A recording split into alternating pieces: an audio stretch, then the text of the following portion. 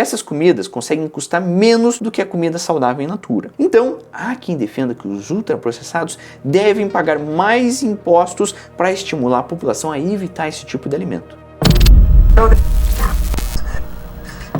Qual que foi a última coisa que você comeu? Tem boas chances de que tenha sido uma coisa ultraprocessada, o resultado de uma sequência de técnicas industriais com adição de ingredientes artificiais, substâncias que modificam o sabor e processos que alteram as propriedades físicas e químicas dessa comida. Pode parecer bobeira, mas os ultraprocessados já correspondem a 25% de todas as calorias consumidas no Brasil, segundo o Núcleo de Pesquisas Epidemiológicas em Nutrição e Saúde da USP. E isso é bastante coisa e vem aumentando. Há 6 aninhos atrás eram 19,6%, ou seja, em 6 anos aumentou 5,4%. Mas o Brasil ainda está bem. Nos Estados Unidos, 55,5% das calorias consumidas pela população vêm de ultraprocessados.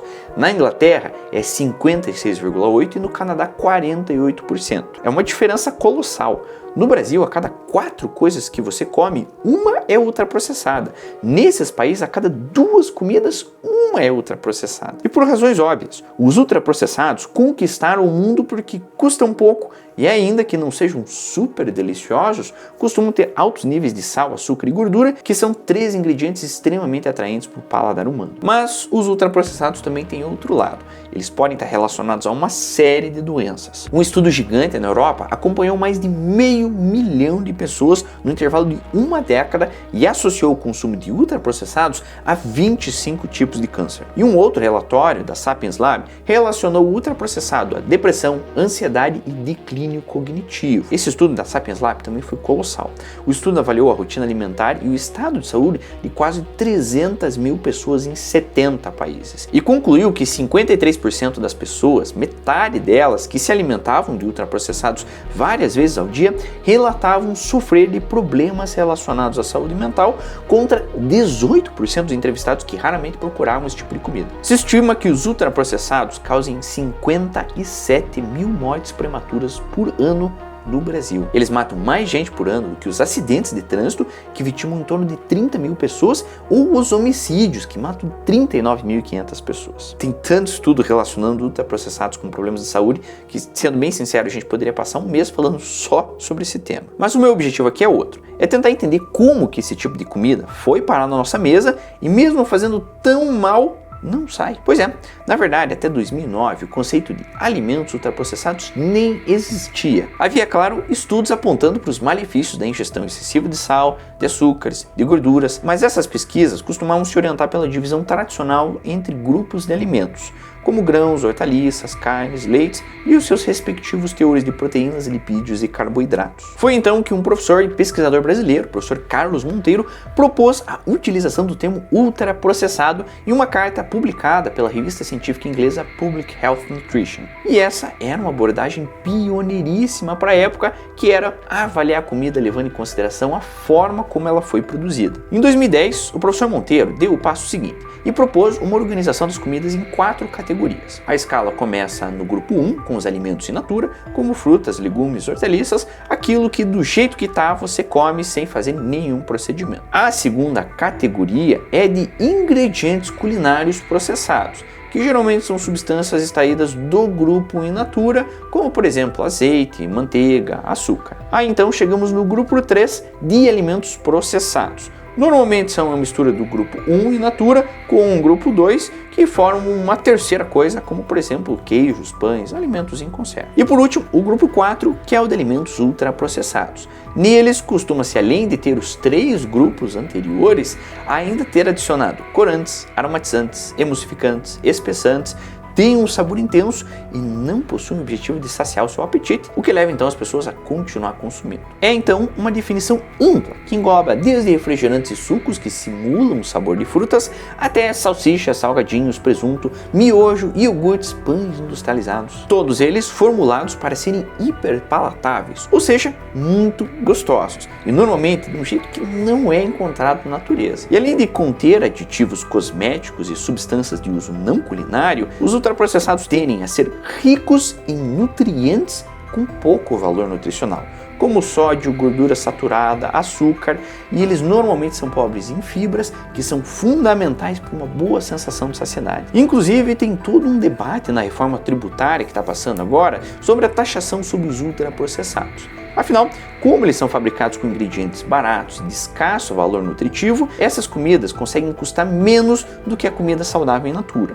Então, há quem defenda que os ultraprocessados devem pagar mais impostos para estimular a população a evitar esse tipo de alimento. O que você acha sobre esse tema? Comenta aqui embaixo. É bastante polêmico, eu quero saber o que você pensa. E é importante a gente deixar claro aqui que a humanidade processa alimentos pelo menos desde que inventou o fogo. Lavar e selecionar os melhores frutos de uma árvore, descascar eles e comer, tudo isso não deixa de ser uma forma de alterar os alimentos, ainda que pouquinho, minimamente. Mas, com os ultraprocessados, a coisa ficou um pouquinho mais complicada. A gente cria comida, produtos em que nada se parecem com comida de verdade.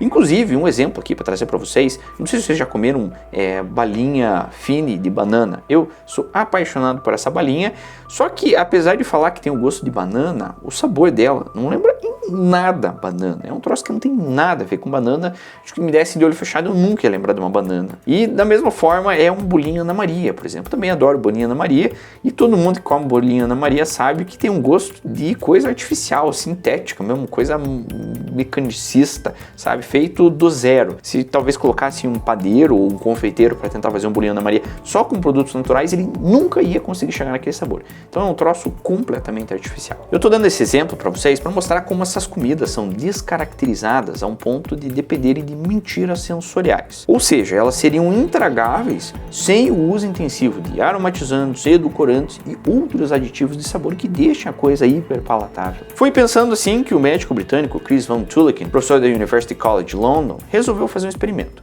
Ele preencheu 80% da sua dieta com alimentos ultraprocessados e relatou o resultado no livro Ultra Processed People. Ele conta no livro dele que decidiu fazer essa experiência quando percebeu que um sorvete de pistache que ele tinha comprado para a filhinha de 3 aninhos estava demorando muito para derreter. Aí ele leu o rótulo e descobriu que o produto tinha açúcar, proteína, lectina de soja, óleo de coco, óleo de girassol, destrose, leite em pó desnatado e estabilizante na forma de goma de alfarroba, goma guar e carragenina, emulsificantes, mono e diglicerídeos de ácidos graxos e até sal. Pois é, sal no sorvete? Os alimentos ultraprocessados estão cheios dessas misturebas estranhas e tudo isso tem uma explicação.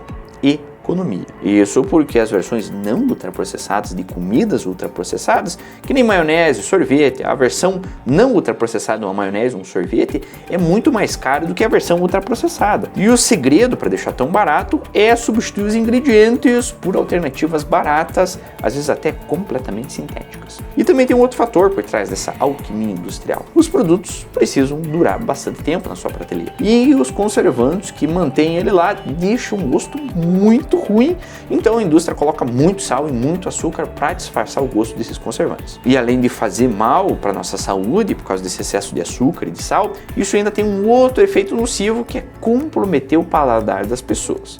Afinal, depois de um milkshake muito doce, o gosto de uma maçã fica completamente sem graça. E além de tudo isso, essas comidas ainda podem gerar dependência, um vício. Foi o que indicou pelo menos o levantamento realizado por pesquisadores dos Estados Unidos, Espanha e do Brasil, que analisaram 281 estudos feitos em 35 países. O estudo concluiu que 14% dos adultos e 12% das crianças são viciados em alimentos ultraprocessados, que é um percentual similar à média mundial de vício em álcool, que é de 14%, e tabaco, que é 18%. Isso porque a dinâmica cerebral é bem parecida entre essas substâncias. Ultraprocessados são capazes de aumentar a quantidade de dopamina, um neurotransmissor ligado à sensação de prazer e bem-estar, e na falta do estímulo, a dopamina acaba caindo. Então, você procura mais ultraprocessados para ter uma nova injeção de dopamina. Quando esses produtos são servidos então para crianças, o dano tende a ser ainda maior porque o vício fica alojado na memória. Afinal, as nossas memórias de comida da infância são sempre as mais fortes e mais nostálgicas. Quem nunca lembra da comida da avó, da comida da mãe, é sempre uma coisa bastante mágica. Imagine então se todas as memórias de uma criança fossem relacionadas a só alimentos ultraprocessados. É um baita do impacto e as pesquisas apontam que esses alimentos podem influenciar muito o nosso comportamento. Inclusive, a gente tem um vídeo inteiro só sobre esse tema, eu vou deixar aqui nos cards para você. Mas voltando ao tema, Nos humanos, por exemplo, predomina o apetite por proteínas, o que significa que uma dieta contendo menos proteínas faz com que a gente coma mais alimentos para tentar atingir essa meta de ingestão de proteína. Logo, quando a proteína é diluída na sua dieta, sobrepujado por gorduras e carboidratos, nosso apetite por proteína nos leva a consumir calorias em excesso. É o que a gente chama de alavancagem proteica. O corpo aumenta o consumo de alimentos e calorias para tentar manter a ingestão de proteínas num determinado nível. Mas alimentos ultraprocessados são pobres em proteínas e fibras e ricos em calorias. Essa combinação hackeia o nosso apetite e a gente acaba sendo movido pela alavancagem das proteínas para consumir um excesso de calorias atrás das tais proteínas. Então, quanto mais ultraprocessado você come, mais ultraprocessado o seu organismo vai pedir. E a coisa piora. Muitos dos ultraprocessados são extremamente palatáveis porque eles simulam sabores salgados que o nosso corpo associa a consumo de proteínas. Por exemplo, aqueles salgadinhos, miojos e outros ultraprocessados com sabores artificiais que imitam churrasco, frango e outros gostos proteicos, mas que não tem nada disso na composição. Imagine o desespero do teu organismo que você está sentindo o cheiro de frango, está sentindo o gosto de frango, daquele miojo de frango, mas você não ingere nenhum frango. Um truque ardiloso do mercado. Mas e aí, como é que fica? O mundo está fadado a se afundar nos ultraprocessados? Então, a gente já teve experiências traumáticas assim antes. A sociedade já conseguiu se libertar de coisas piores. Em 1989, segundo dados do Ministério da Saúde, 34% dos brasileiros fumavam. Hoje são 12,6%, uma redução enorme de 2/3 no espaço de uma geração. Talvez aconteça alguma coisa parecida com os ultraprocessados. Daqui a 2 ou 3 décadas, quem sabe as pessoas olhem para trás e se espantem quando vejam quão comum era ingerir alimentos tão estranhos e tão nocivos para nós. Tudo isso começa com mudanças de hábito. Um bom começo é não ter esse tipo de comida em casa. Quando se trata de ultraprocessados, a gente tem que se imaginar como se fosse um alcoólatra em recuperação. A abstinência é o único caminho seguro. O melhor então é colocar o nosso apetite num ambiente alimentar que faça sentido para o nosso organismo. Afinal, esses corpinhos foram talhados por milhares de anos de evolução e formados por alimentos saudáveis que parecem e são comidas e não misturebas sintéticas criadas para confundir os nossos sentidos e viciar os nossos corpos. Olha só, você ainda está aqui, muito obrigado por toda a sua atenção, é sempre tão gostoso conversar sobre esses temas com você, você é sempre tão ouvido. Se você puder então, gostou desse tema, gostou desse vídeo, não esquece de deixar um like aqui. Se você amou, você adorou esse vídeo, não esqueça também de se inscrever, ativar o sininho, porque isso mantém você atualizado de todas as novidades que estão saindo por aqui. Não esquece também de deixar um comentário sobre a sua opinião, eu quero muito saber o que você pensa sobre esse tema. Caso você se interesse sobre como os alimentos alteram o nosso comportamento, eu vou deixar esse vídeo aqui. Caso se interesse sobre o que a solidão faz para o nosso organismo, tem um outro vídeo interessante, eu vou deixar aqui desse lado. Muito obrigado pela sua atenção e eu te vejo no próximo vídeo. Tchau, tchau!